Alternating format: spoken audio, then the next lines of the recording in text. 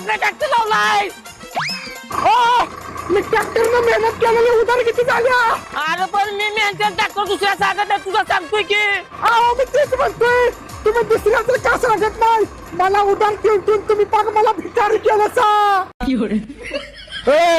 ट्रॅक्टरचा हप्ता तेवढा भरा.